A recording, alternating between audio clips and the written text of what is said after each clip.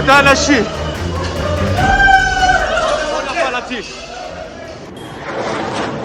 सातवां दिन और ईरान इजराइल की जंग जारी है, लेकिन गुरुवार को ईरान ने इजराइल पर बैक टू बैक मिसाइलें दागी, जिससे इजराइल में अफरा तफरी मच गई। खबर यह है कि गुरुवार सुबह से ही इजराइल पर मिसाइलों की बरसात शुरू हो चुकी थी, जिससे इजराइल की राजधानी तेल अवीव जलती हुई नजर आई। ईरान की दागी गई एक मिसाइल ने इजराइल के दक्षिणी हिस्से के मुख्य अस्पताल सुरोका मेडिकल सेंटर को निशाना बनाया है। अस्पताल प्रशासन ने बताया कि हमले में अस्पताल के कई हिस्सों को भारी नुकसान पहुंचा है और कई लोग घायल हुए हैं। खबर यह भी है कि ईरान ने इजराइल के स्टॉक एक्सचेंज को भी निशाना बनाया है, जिससे काफी नुकसान हुआ है। लेकिन आपको बता दें, ईरान की तरफ से जिस वक्त सुरोका अस्पताल को निशाना बनाया गया था, उसकी जो तस्वीरें सामने आई हैं वो काफी भयानक हैं। इन तस्वीरों को देखने से साफ साफ दिख रहा है कि हमले के बाद कैसे बिल्डिंग से धुआं निकलने लगा था, जबकि अस्पताल के अंदर भगदड़ मच गई थी और लोग अपनी जान बचाने के लिए इधर उधर भागते हुए नजर आए थे। देखिए अटैक के बाद किस तरह से अस्पताल के अंदर भगदड़ मची थी। बेशेरबा शहर में स्थित सुरोका अस्पताल इजराइल के दक्षिण में लगभग 10 लाख लोगों को स्वास्थ्य सेवाएं प्रदान करता है और इसमें 1000 से ज्यादा बेड हैं। Aim right, achieve big. At KR Mangalam University, we provide you the platform to turn your dreams into reality. At KR Mangalam University. तेल अवीव पर हुए ईरानी मिसाइल हमले में कम से कम 25 लोगों की मौत हो गई है। राहत और बचाव काम में जुटे पैरामेडिक्स ने ये जानकारी दी है।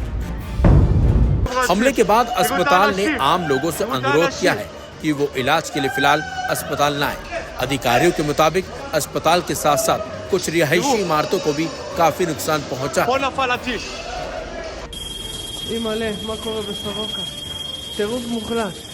ईरान ने इजराइल पर बड़े हमले का दावा किया है।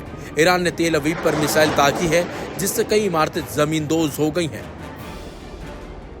इजराइल ने दावा किया है कि ईरान ने एक साथ 25 मिसाइल इजराइल पर दागी हैं, जिससे पूरा इजराइल दहल गया।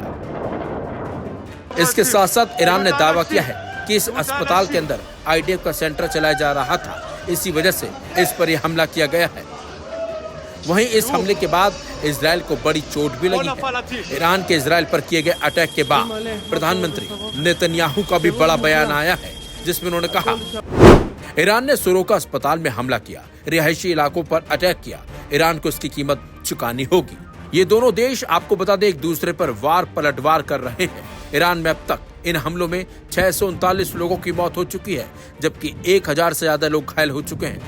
बावजूद इसके दोनों ही देशों के बीच जंग जारी है और लगातार लोगों की जान भी जा रही है। फिलहाल देखना होगा कि कब ये युद्ध थमता है, क्योंकि कई देश हैं जो इन दोनों देशों को समझाने की कोशिश कर रहे हैं कि युद्ध अब रोक दीजिए, क्योंकि इसमें आम लोगों का सबसे ज्यादा नुकसान हो रहा है।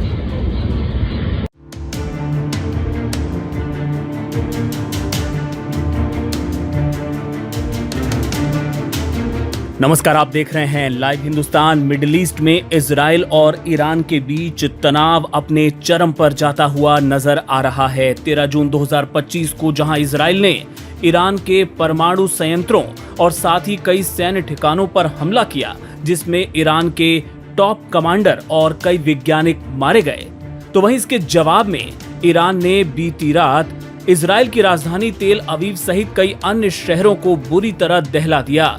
इस दौरान बताया जा रहा है कि ईरान ने कई ड्रोन और साथ ही 200 से ज्यादा बैलिस्टिक मिसाइलों से हमला किया। इसकी तस्वीरें अब सोशल मीडिया पर खूब वायरल हो रही हैं। एक तरफ अमेरिका जहां इजराइल के समर्थन में खुलकर खड़ा हो गया है, तो वहीं अब दुनिया की दूसरी बड़ी शक्तियां भी अपनी अपनी पोजीशन लेती हुई नजर आ रही हैं।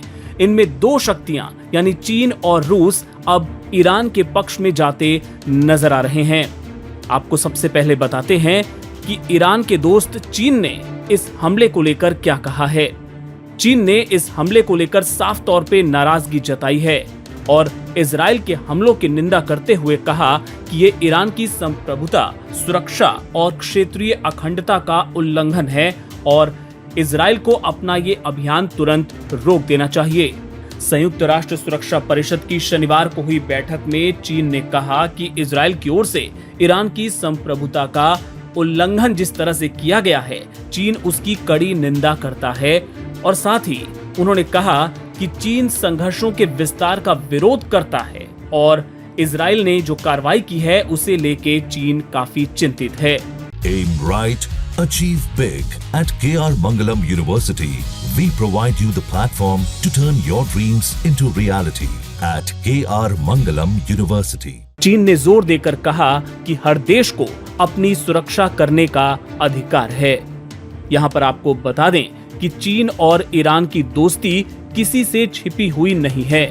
चीन और ईरान काफी करीबी साझेदार माने जाते हैं। खासतौर पे ऊर्जा और रक्षा से संबंधित कई परियोजनाओं में हाल के सालों में दोनों देशों के बीच सहयोग काफी बढ़ा है। अभी कुछ दिन पहले ही ये खबर लाइव हिंदुस्तान ने आपको दिखाई थी, जिसमें ये बताया गया था कि ईरान ने चीन को हजारों टन बैलिस्टिक मिसाइल सामग्री का ऑर्डर दिया है और तभी से ये माना जा रहा था कि ईरान को इस बात का एहसास है कि आने वाले वक्त में इजराइल उस पर बड़ा हमला कर सकता है। ऐसे में उसे इस तैयारी के रूप में देखा गया था। वहीं दूसरी तरफ बात करें रशिया की, रूस की, तो वो भी ईरान के समर्थन में उतर आया है। ईरान पर इजराइल के हमले को उसने अकारण बताया है, यानी बिना वजह का बताया है। इसकी कड़ी निंदा करते हुए रूस ने कहा है कि इससे क्षेत्र में तनाव जो है वो खतरनाक ढंग से बढ़ सकता है, जिससे रूस चिंतित है। रूस के विदेश मंत्रालय ने एक बयान जारी किया है और उसमें कहा है कि हम पश्चिमी एशिया में तनाव के खतरनाक ढंग से बढ़ने पर बड़ी चिंता व्यक्त करते हैं। हम 13 जून की रात को संयुक्त राष्ट्र चार्टर और अंतर्राष्ट्रीय कानून का उल्लंघन करते हुए इजराइल की ओर से की गई सैन्य कार्रवाई की निंदा करते हैं। इसके अलावा रूस ने दोनों पक्षों से संयम बरतने का आह्वान किया, जिससे तनाव न बढ़े।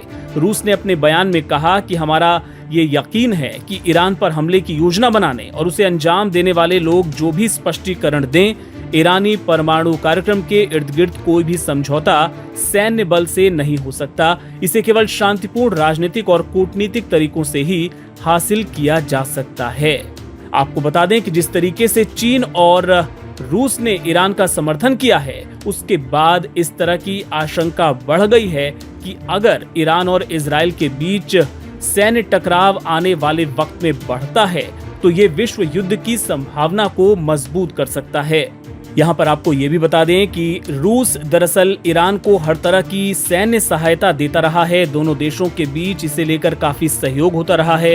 रूस ने ईरान को S-300 वायु रक्षा प्रणाली दी है, तो वहीं यूक्रेन के साथ जो रूस युद्ध लड़ रहा है उसमें उसने शाहिद 136 ड्रोन का इस्तेमाल किया है, जो कि ईरान की तरफ से मुहैया कराए गए थे। ऐसे में अगर रूस ईरान को और हथियार या सैनिक भेजता है तो ये संघर्ष जाहिर तौर पे काफी बढ़ जाएगा।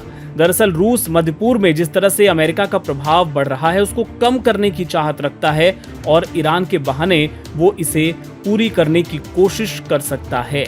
और वहीं एक बार फिर से अगर चीन की बात करें तो चीन भी रणनीतिक साझेदार है ईरान का, और वो भी सीधे तौर पे सैन्य हस्तक्षेप तो नहीं करेगा, लेकिन जाहिर है ईरान को वो आर्थिक मदद दे सकता है, हथियारों की मदद कर सकता है, जो युद्ध को लंबा खींचने में ईरान की मदद करेगा। अगर अमेरिका और इजराइल का गठबंधन मजबूत होता है तो चीन मध्य पूर्व में अपने तेल और गैस के हितों को सुरक्षित रखने के मकसद से ईरान के साथ खुलकर खड़ा हुआ नजर आएगा। इससे जुड़े और भी अपडेट्स आपको हम आगे दिखाते रहेंगे। आप देखते रहिए लाइव हिंदुस्तान।